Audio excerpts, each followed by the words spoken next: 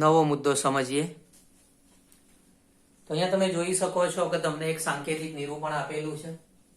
સાંકેતિક નિરૂપણમાં ઝીંક એમાંથી Zn2+ બને છે. ડાબી બાજુ લખેલું છે એનોડ છે. Cu2+ માંથી Cu બને છે. આ કેથોડ છે. આ બે લાઈન શેના માટે છે? ક્ષાર સેતુ માટે છે, જે તમે જાણો જ છો. આ બે લાઈન કોના માટે? ક્ષાર સેતુ માટે છે, જે તમે જાણો જ છો. બરાબર. તો હવે આમાં કઈ પ્રક્રિયાઓ થાય, એના જે સેલ બને છે એ સેલનો પોટેન્શિયલ કેટલો, એ બધી માહિતી આપણે સમજીએ. બરાબર. તો અહીંયા સૌથી પહેલા તો સમીકરણ લખીએ કે પહેલું જે ઝીંક છે એનું ઓક્સિડેશન થાય છે. ઝીંકનું ઓક્સિડેશન થાય એટલે Zn gives Zn2+ +2 electron.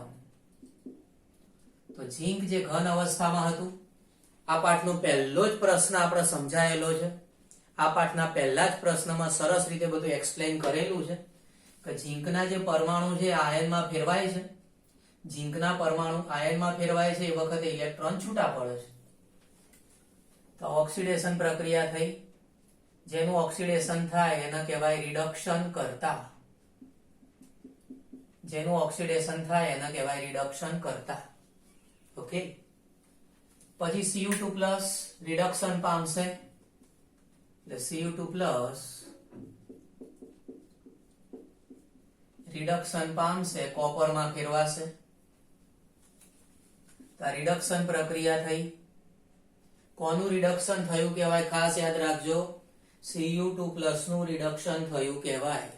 Cu2+ નું રિડક્શન થયું કહેવાય. અહીંયા કોનું ઓક્સિડેશન થયું કહેવાય? Zn એટલે કે ઝીંકનું ઓક્સિડેશન થયું કહેવાય.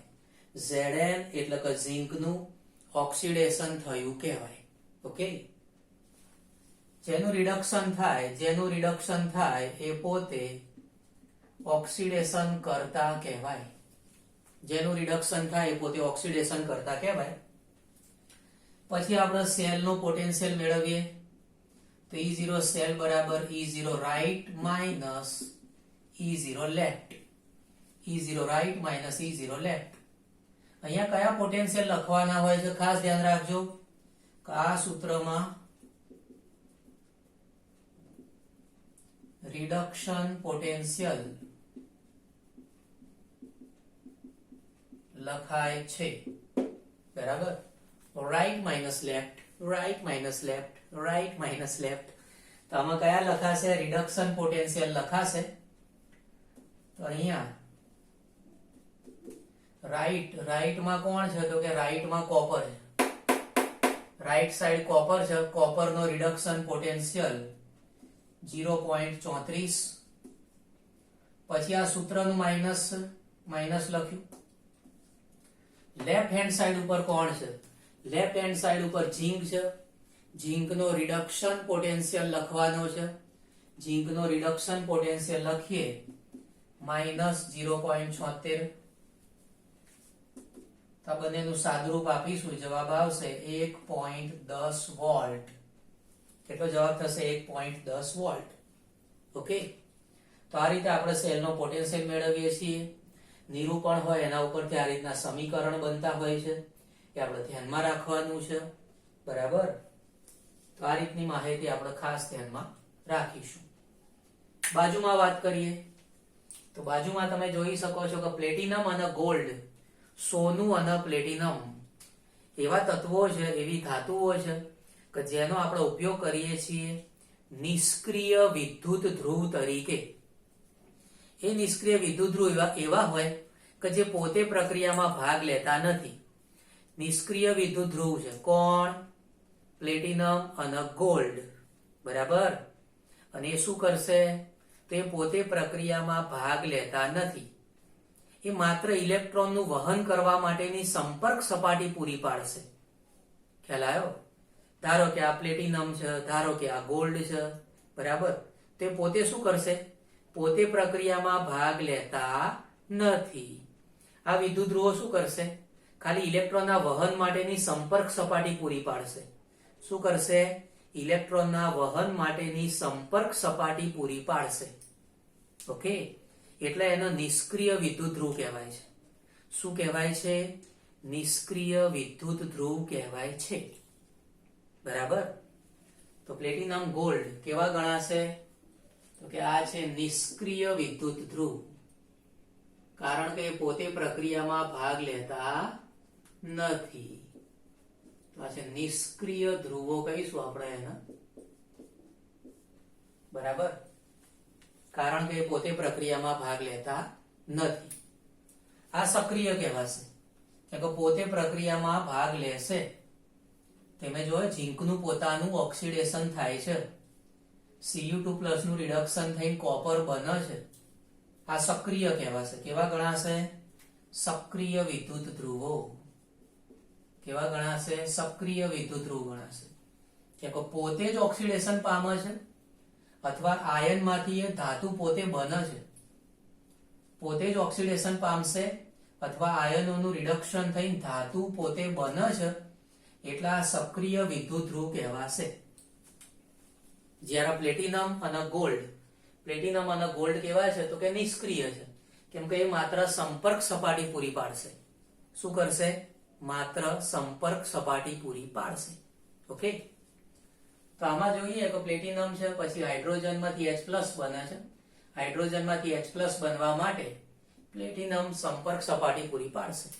હાઇડ્રોજનમાંથી H+ બનવા માટે પ્લેટિનમ સંપર્ક સપાટી પૂરી પાડે છે. તો આમાં સમીકરણ કઈ રીતના આવશે? ધારો કે રિડક્શન માટે લખવું હોય તો H+ ઇલેક્ટ્રોન મેળવશે એટલે 1/2 H2 બનશે. આમાં ઓક્સિડેશન થતું હોય તો 1/2 H2, એમાંથી H+ બનશે, ઇલેક્ટ્રોન છૂટો પડશે. ઓક્સિડેશન રિડક્શન હોય ને એમાં એક જ યાદ રાખવાનું, કેમ કે એક યાદ રાખો બીજું આવડી જાય, કેમ કે ઊંધું લખવાનું હોય છે. ઓક્સિડેશન રિડક્શનના સમીકરણોમાં એક યાદ રાખો તો બીજું ઊંધું કરો એટલે બીજું થઈ જશે ઓટોમેટિક જ. ઓક્સિડેશન યાદ રાખો તો રિડક્શન આવડી જશે, રિડક્શન યાદ રાખો તો ઓક્સિડેશન આવડી જશે. પછી આવશે બ્રોમિન માટે. બ્રોમિન જે ખરું એ બ્રોમિનમાં આપણે ધ્યાન શું રાખવાનું છે?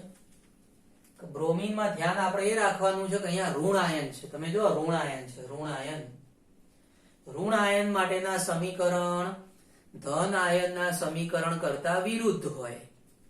ઋણ આયન માટેના સમીકરણ ધન આયનના સમીકરણ કરતા વિરુદ્ધ હોય.